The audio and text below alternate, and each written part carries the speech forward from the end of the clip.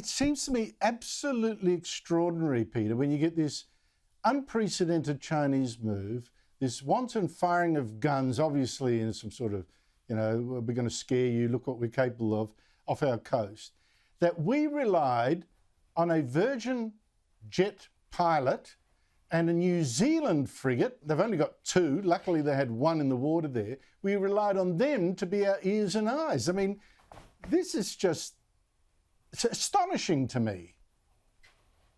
So we didn't need to do that, Andrew. When I was in the Defence Department, we would routinely put a maritime surveillance aircraft over a foreign naval vessel coming towards the Australian coast. It was, frankly, a very normal thing to do.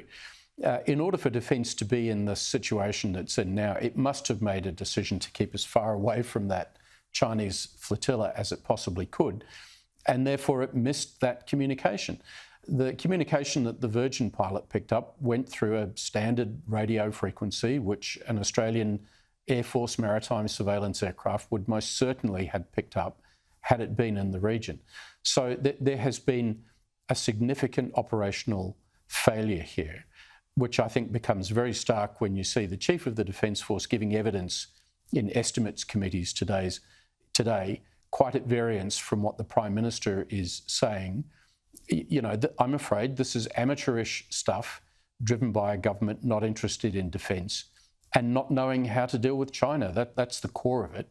They don't know how to deal with Beijing to push back. Well, again, I'd say to you, Peter, that I've got to say to you, you've lifted your eye off the main game. Don't forget, Peter Dutton bought and sold houses. That's obviously what the Prime Minister was focused on today.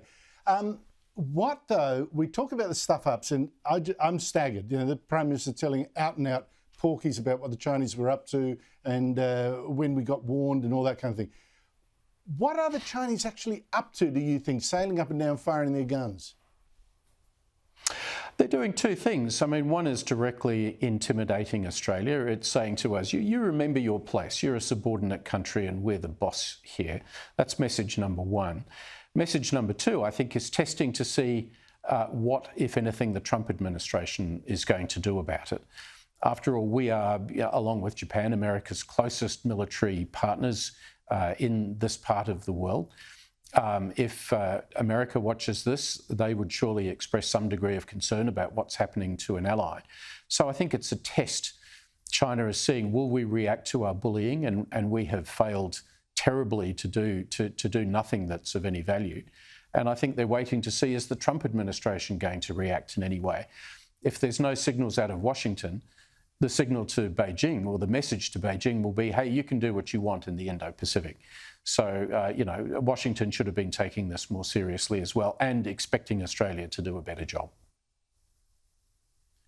Well, that is a very sobering message. Peter Jennings, thank you so much indeed for your time.